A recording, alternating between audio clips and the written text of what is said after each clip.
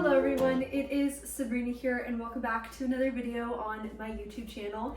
Today is going to be what I bake in a week for my family, and I'm just going to take you along with me throughout this week and just, well, show you what I bake. Just so you guys know, I have just my husband and me and my little toddler. We don't have a big family or anything like that, but we do like to share some of the baked goods that we make. And every week I try to either bring something to my mom's, a friend, or to church. We don't buy any bread from the store. We don't really get baked goods at all from the store because I like to make it here in my kitchen. That being said, I hope that you guys can just enjoy this little cozy vlog. It is just raining outside. It's been off and on raining for the past couple of days, so I just thought it'd be perfect time to just get cozy in the kitchen and start making food. So I will begin with putting on my apron. It's just the kind that will go on like this. I'm currently 7 months pregnant too, so I'm glad that the strings are enough to tie in the front with this big belly of mine. Today is Sunday, and I already prepared dough last night. This is the dough. It has been in the fridge all night. I'm going to bake this loaf today. First thing I'm gonna do is just put up my hair. That way we don't have to worry about it getting into the food. And I'm just wearing my Sunday dress from church, so I'm a little fancier today than I am most of the week, just know that. But anyways, let's get started. Up here is my little, I always forget what this is called, but my mother gave it to me, so this is where she just gave me this basket to make the dough, and it's not necessary, but it is kind of cute to have that little design on top of the bread. And we can shape the dough and put it in the basket because I have the oven on right here and we are warming it up to 450. Have our Dutch oven in there, so that has just been warming up. It's got to warm up for about 30 minutes. So we're starting off with a clean surface here, and I am just going to wet it so that way our dough doesn't stick to the counter, because that's really frustrating when that happens. Obviously out of the fridge, it's not going to be as like puffy and fluffy or anything like that, but I like to just gently unstick it. You don't want to like yank it out or press the bubbles out of it, because even though it's not the poofiest thing in the world, it's still got those bubbles in there that you don't want to go to waste. Sometimes I will actually leave this out of the fridge for a couple hours before I do the shaping and baking. I find that the dough is just so much easier to work with when it's cold out of the fridge, so I prefer that. The shaping is pretty simple. You just stretch this side up like that. It's, yeah, pretty self-explanatory. And then I actually just pick up the whole thing from this side to stretch it more, just like that. There. And then stretching the top, I just like to do that. You just kind of want to tuck in the edges here so that you can leave the seam stood here. So I usually let this sit on the counter for about 5 minutes, and while that's sitting, I take this little basket because I like to let it sit in here for about 30 minutes as well before I bake it. So I will just sprinkle some flour in here so it doesn't stick. This is just my favorite thing in the world, is to make this loaf. The process is a lot of fun for me, and they taste so good every single time. I just love having a fresh loaf of this in my kitchen pretty much throughout the every week. All right, so after this has sat for a while, I just carefully lift it up. I'm just gonna sprinkle some more on top like this. Make sure it's well covered. Allow there to kind of sit for about 30 minutes while the Dutch oven is getting warmed up. This just sits in here. I put this on so the flies don't get to it. So really quick, just in case you guys were wondering what flour I use. I use the King Arthur bread flour for my bread, and then I use the King Arthur all-purpose flour for everything else, but they recently ran out of the King Arthur bread flour at Walmart, so I got this one, and this is the organic unbleached bread flour from Arrowhead Mills. I have found them to be exactly the same. I find the easiest method for my bread flour is just to straight up pour this into the bowl. It's an OXO airtight pop lid container. Let me tell you why I love this, because when I need to scoop out flour and measure it correctly, I scoop the flour in there and then I press it against the side. If you had a round container, you couldn't do this. So I love that about this. It gives me such a good compact scoop of flour. It honestly has served me so well. It's kept my flour fresh and it's so easy and nice to measure with. That's how I do it. All right, so this has been sitting out here for about half an hour and the Dutch oven has been warming up in the oven. So I'm gonna go ahead and pull out a piece of parchment paper and we are going to flip this onto it. I'm just gonna add a little bit of flour where I notice it's a tad sticky. And I tried my best to just flip it into the center. Comes right out. It's only been sitting there for 30 minutes, which is recommended. You can let it sit for longer, but I'm just saying at least 30 minutes is recommended. Now I'm gonna take a knife. I don't have a scorer, so this is what I have, and it's just a serrated knife. My advice with this is, obviously, as you can see, knives pull at the dough more, but if you do go slowly, it ends up being okay. I just need to get a bread scorer with a sharp blade. This is what I have for now.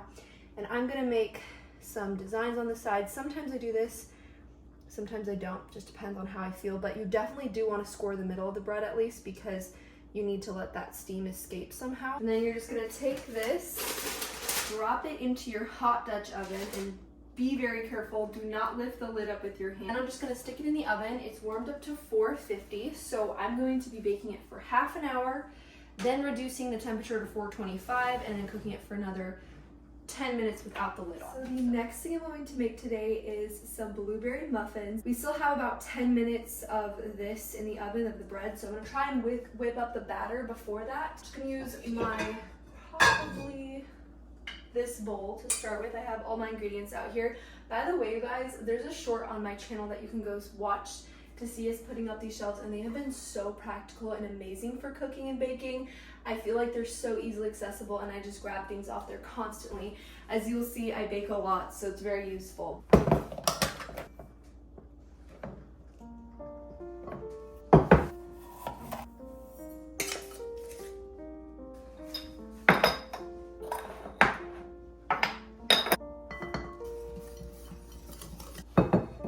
Now in this, we are going to mix our half a cup of butter, which I've already melted. Half a cup of sourdough discard. I actually did feed this one about half an hour ago. I'm just gonna pour that in there. And this recipe calls for sourdough discard, so that's why I'm not super concerned that it's not super active yet. So this recipe calls for sour cream or plain Greek yogurt. I'm going to be using some plain Greek yogurt that I actually made the other day. This is gonna be 3 1/4 cups. I just love using ingredients that I'm able to make myself from scratch. Vanilla in there, I don't really measure it out ever. And then as you guys can see, we just have such a beautiful selection of eggs. So I'm just gonna pick a random one and get it in there. Then go ahead and just whisk all of these ingredients together. And by the way, I really like these ceramic bowls. I got them from Target. They just make getting dough stuck on the edges off so much easier.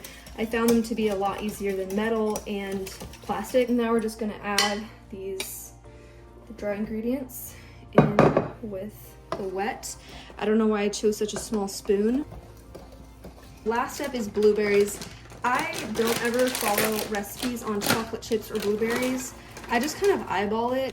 You're supposed to use fresh ones. All I have are dried ones. So we're gonna see.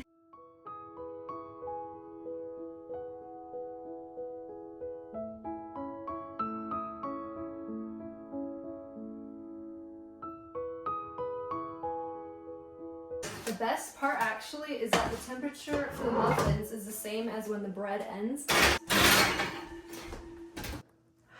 Our beautiful bread. I just lift it out immediately.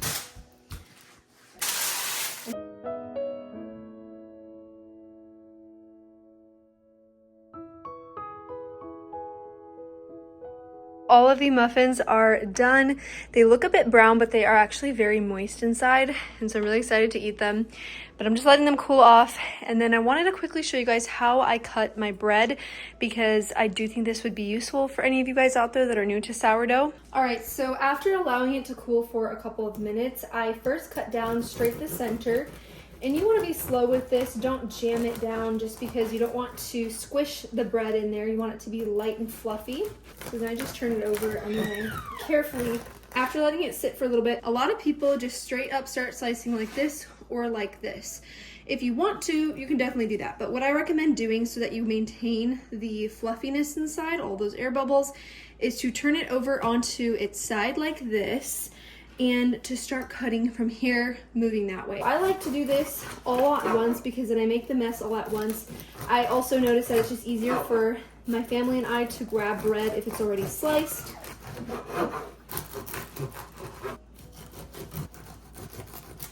I like to store my bread either in Ziploc bags or a bread bag.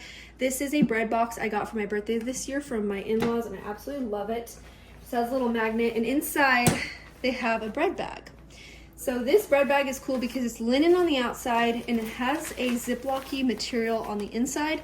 Easy to wash. This makes my bread stay fresh. Usually we try to eat this bread within a couple of days, no longer than 3 days, otherwise we notice that mold starts to grow. Obviously this is homemade bread, there are no preservatives. You kind of can just experiment with your house and see what works for you.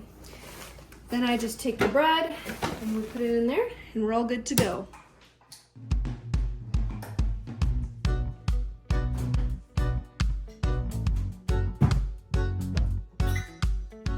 Good morning, guys. It is now Monday morning and I decided to start the process of me making some more bread. I had some family over for dinner last night and we ended up eating almost all of that loaf that I baked.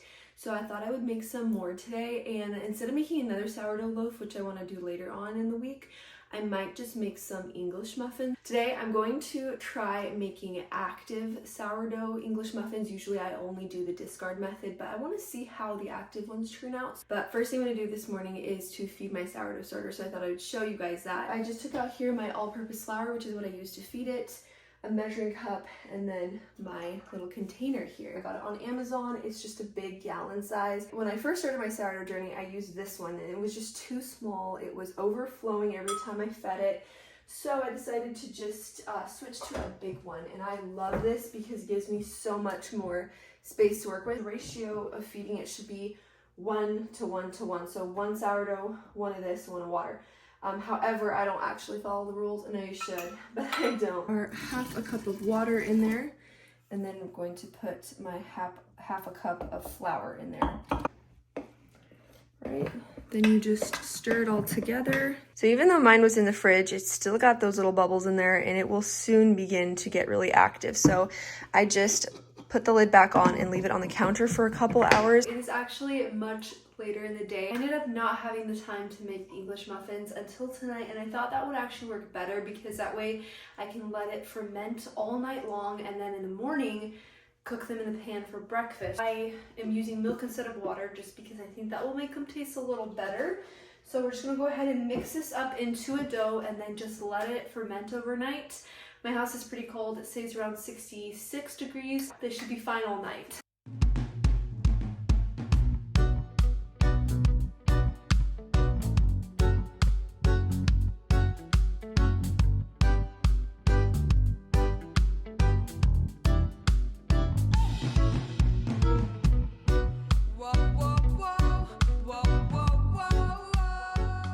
Welcome to the next day. This is a Tuesday. So yesterday, literally all I did was just prepare the English muffin dough. And this morning we are going to cook the English muffins as well as make some cinnamon rolls for breakfast.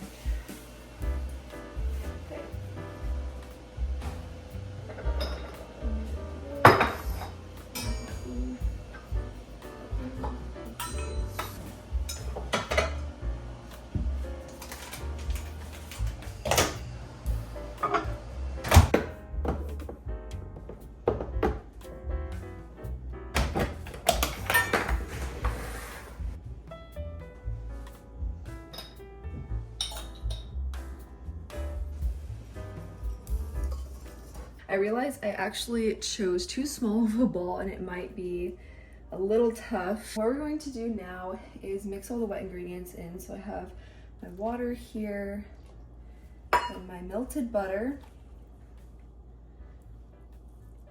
actually running a bit low on my sourdough. If you can see, there's not that much in there, so I'm definitely gonna feed it quite a bit today before I put it back in the fridge. There's not a lot of sourdough discard left in there. Look how low we are running. Let's get to mixing all of this. Again, the bowl is slightly too small, so I'm gonna have to be careful not to spill everywhere.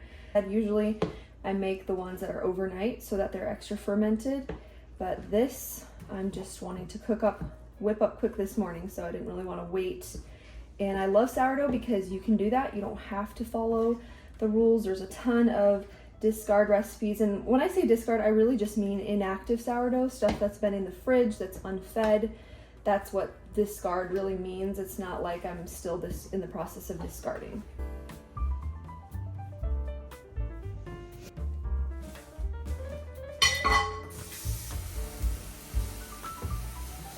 The dough is all finished being mixed, and I'm going to finish off making the filling. So here is my ½ cup of melted butter. We're gonna do 2 tablespoons of cinnamon in here.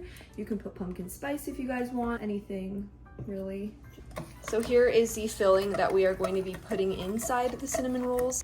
Rolling it out to about 1/4 of an inch thick. This is the part that is always so incredibly messy.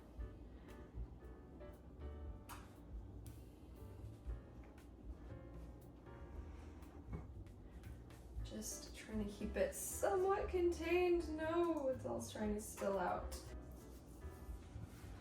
Okay.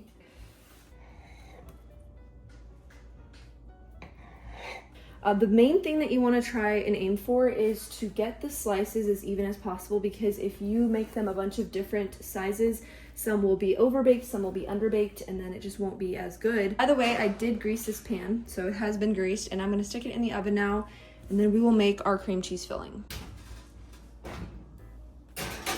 Moving straight on, I'm going to finish up these English muffins. So these have been fermenting all night, and I'm going to add the rest of the ingredients, which was just honey, salt, and baking soda. And just kind of guess.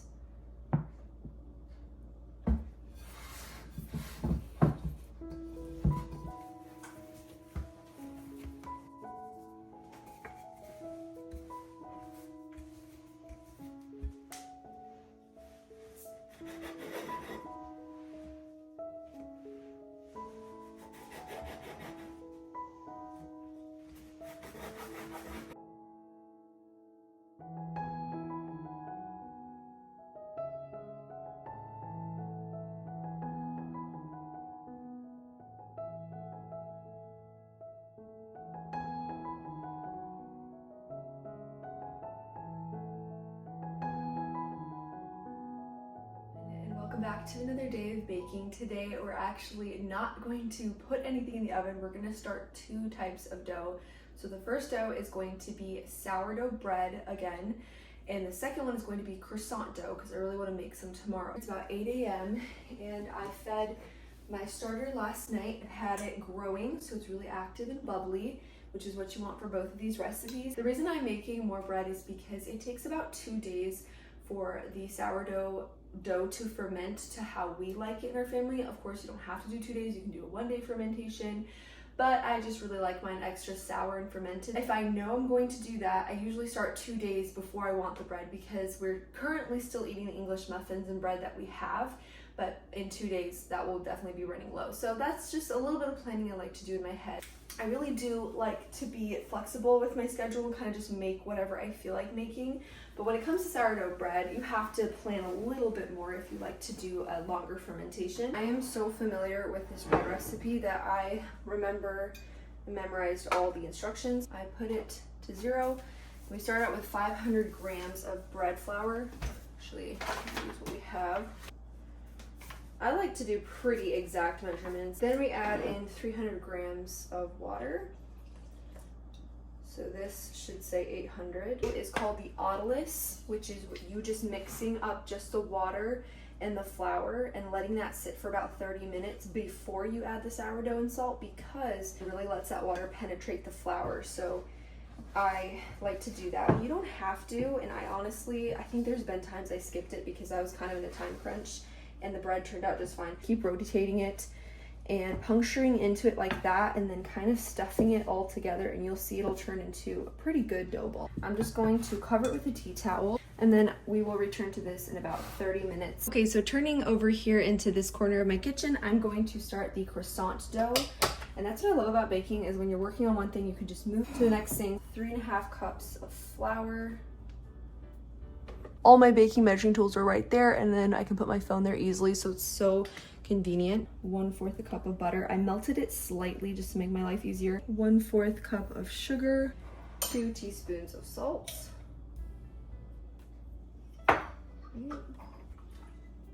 Okay, and then 1/2 a cup of sourdough starter. Okay, this stuff just looks so bubbly and healthy.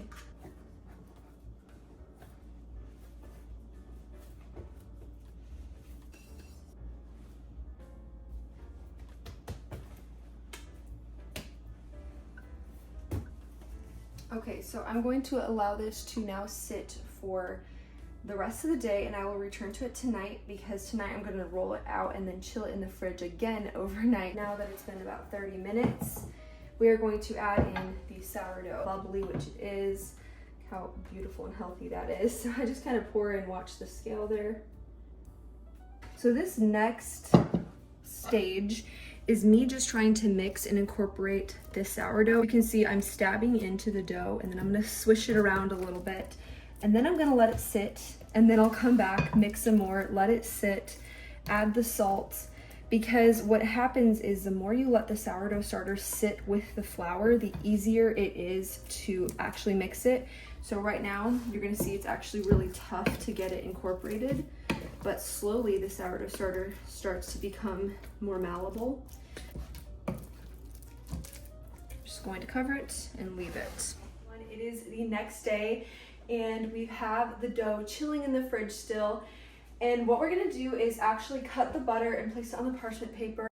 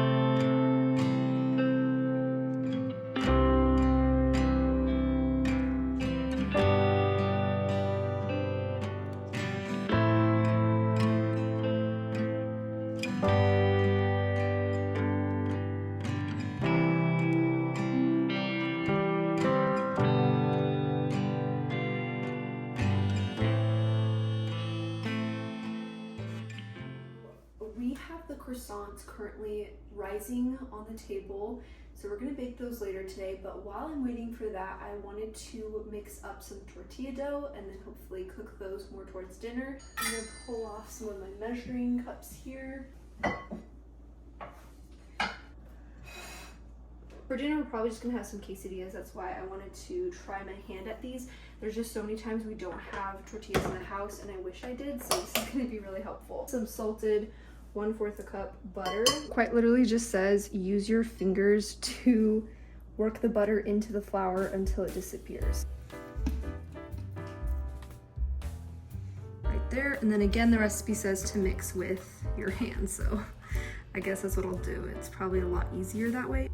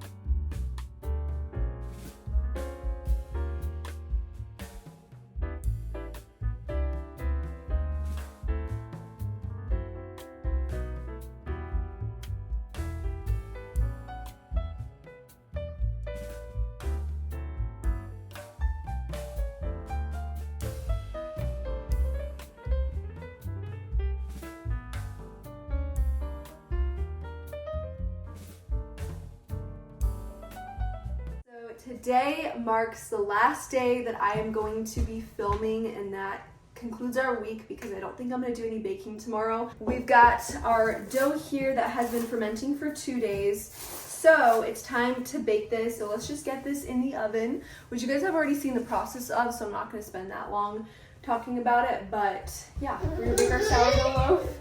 We're going to bake our sourdough loaf to have fresh for lunch today.